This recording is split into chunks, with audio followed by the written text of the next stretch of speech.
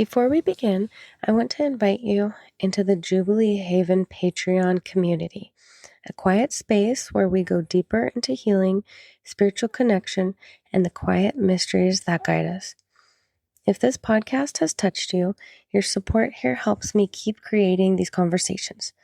The link is patreon.com/deathismylife, and I will put the link in the show notes. Thank you. Hello and welcome to Death is My Life podcast. I'm your host, Jolene. Today we are going to talk to something that is near and dear to my heart, hospice. So I do work as a hospice nurse in Oregon, so that is what I know. I don't know other states or other countries. I am assuming that there's some similarities, mostly similarities, and probably some differences. So hospice is a word that's been stigmatized for a long time because of its association with death. Some people have graduated off of hospice services because they do not continue to decline. So, is it a death sentence? No, it is not. What it means is that there are no more Western medicine treatments, or the person is no longer choosing to pursue treatments for their terminal diagnosis. So that being said, when that kind of end of the road comes, the primary care physician or oncologist will send a referral to hospice to take over cares. So at that point, the person is on the trajectory they are on with or without hospice services. Hospice is brought in to assist that path and to promote comfort. So when hospice is brought on, the focus of healthcare shifts from curative to comfort. Aggressive treatments are no longer being done. And generally, people no longer have to go into doctor's appointments or even the hospital, but everything is home-based. So when we get the referral with hospice, we will schedule a consultation.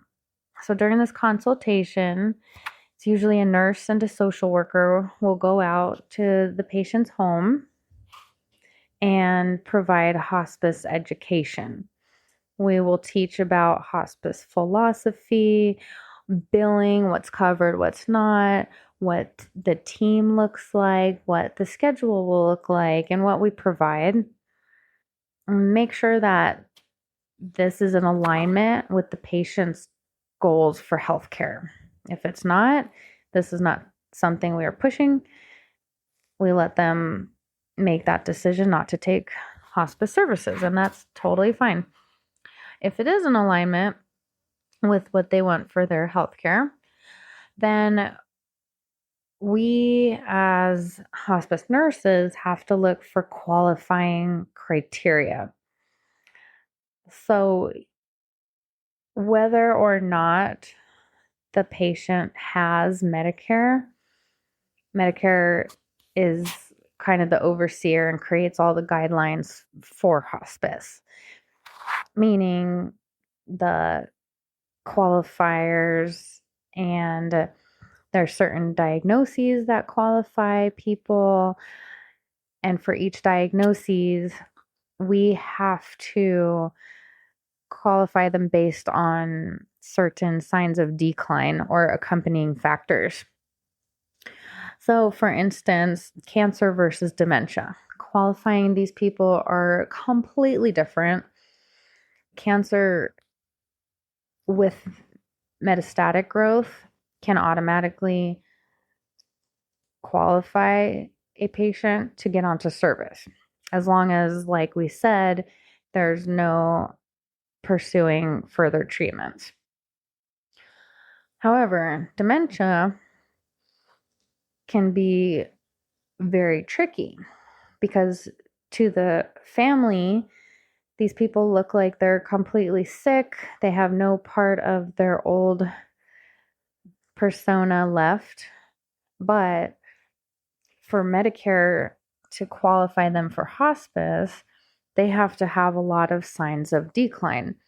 So we're looking for a drop off in how they're performing their daily activities of living, like self care kind of things, brushing their teeth, getting dressed, eating, holding a conversation, toilet hygiene. If there's a sudden drop in these, that helps people qualify.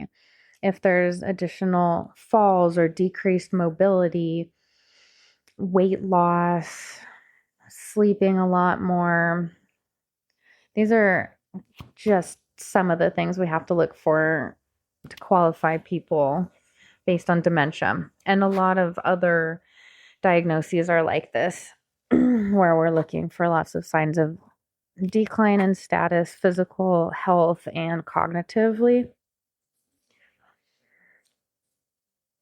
So, if somebody qualifies for hospice and it's in alignment with their healthcare goals, hospice kind of becomes the new 911. Since we know that there's no treatments at the hospital, we try to provide everything in the patient's home to support comfort. And we try to anticipate emergencies before they happen. So when somebody has an emergency, it's not the kind of emergency that typically would have brought them to the emergency department.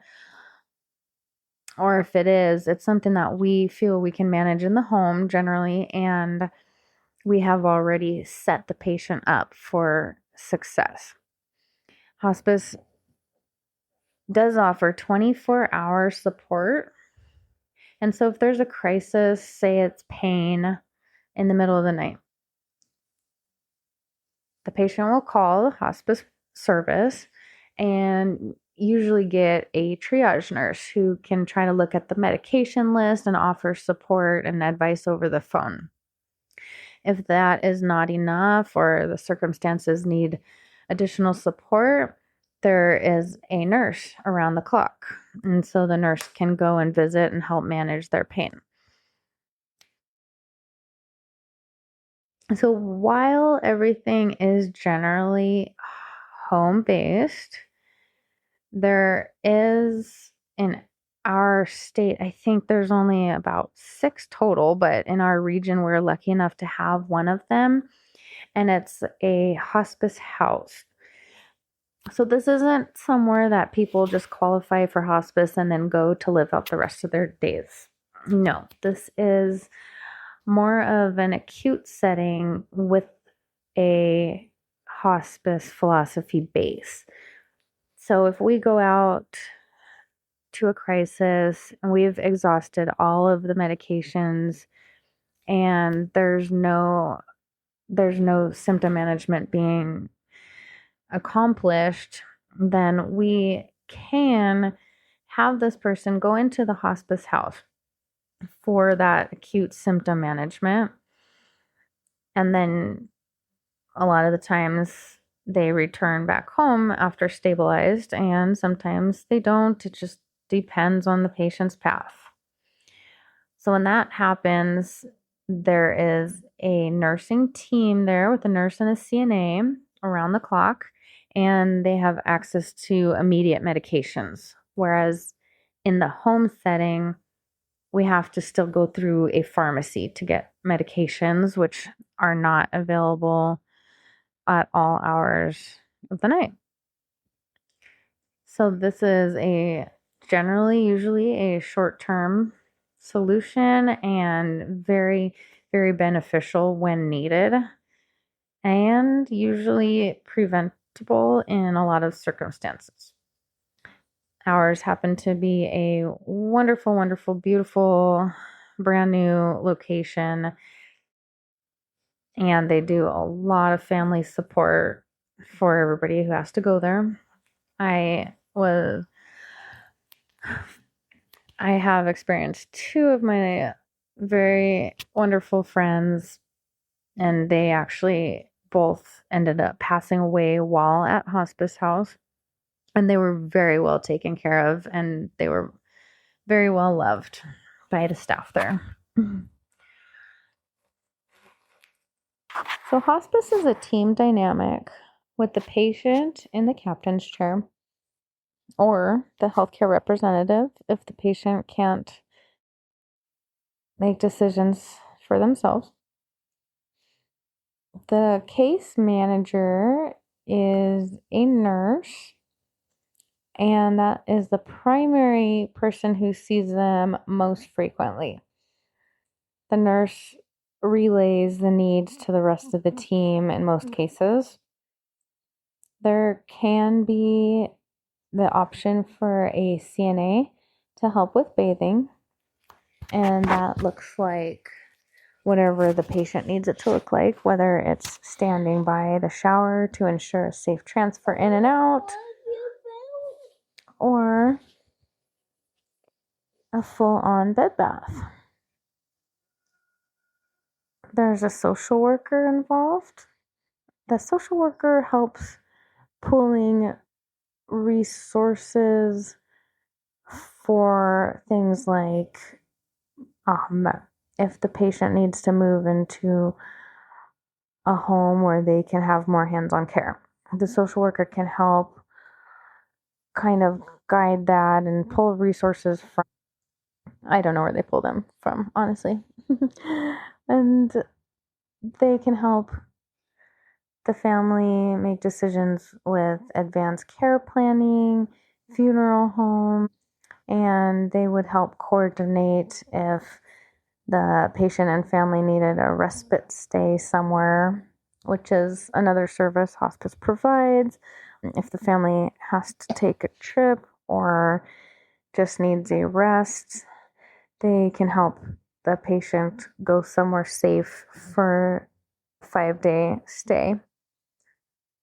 Hospice also provides spiritual support, and that is in the form of whatever the patient needs it to be in. Usually towards the end of life, some spiritual issues come up, and if they do or do not have strong support from their own congregation, then our spiritual care is here to help. And very importantly as well, we have a team of physicians and nurse practitioners.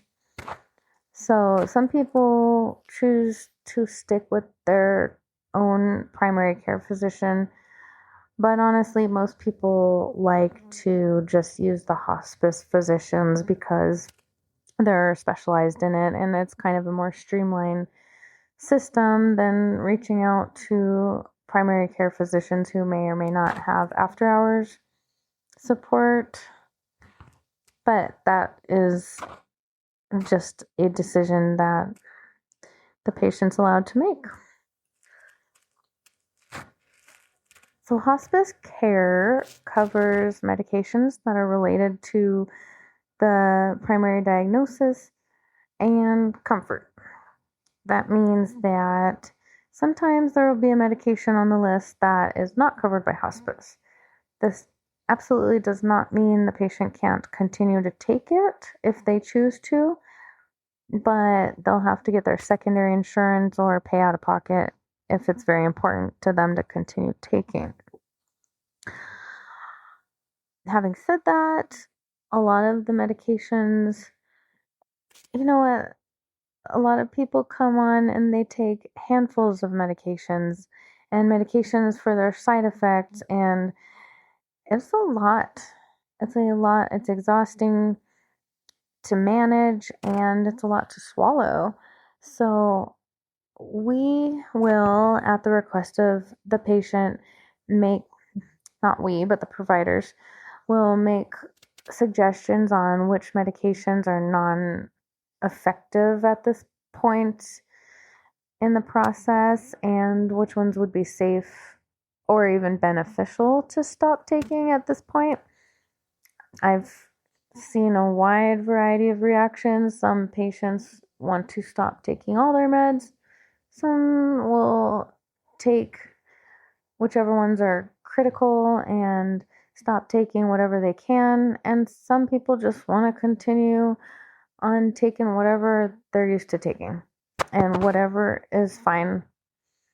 That works for them and that works for us. Hospice also helps with supplies. So anything from incontinence supplies like disposable briefs, chucks like pads to put on the bed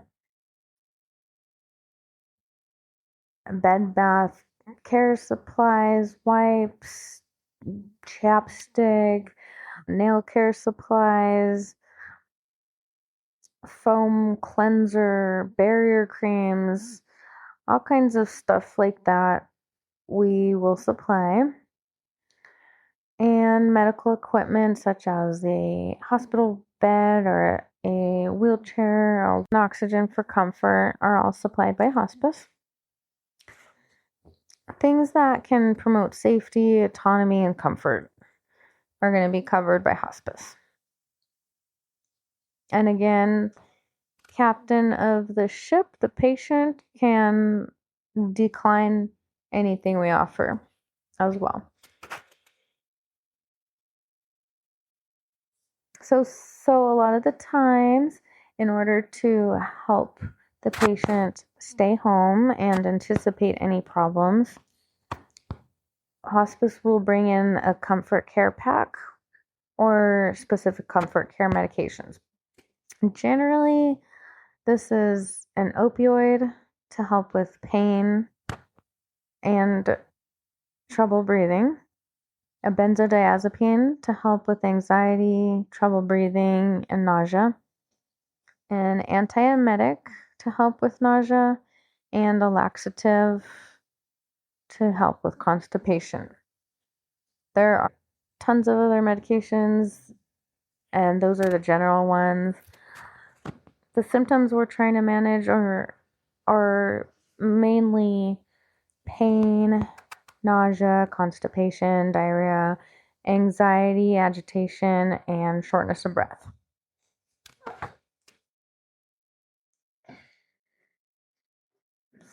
So, in addition to those, hands-on support things that we provide, hospice also provides lots of emotional support and education. Every visit is an ongoing evaluation of the patient's status. We check in with families too to see how they're doing, how they're coping. Are they needing any education in how to manage the medications for the patient or how to help safely transfer them to the toilet? Or if the patient is totally bedbound, we can help teach them how to change the brief and the bedding while the patient's in the bed with them. So all in all, I'm a pretty big advocate for hospice, and I also think getting hospice in earlier than later is very beneficial. I think it's great to have all the supportive services in place before you need them rather than trying to rally them at the last second. And that's from a personal perspective, not just a hospice perspective, but it's always better to be prepared than play catch up. So, I think that is the general overview of what hospice is and what hospice provides. So, I hope I have opened your eyes and you have a good understanding of what hospice is. Thanks for stopping in, and I will talk to you soon.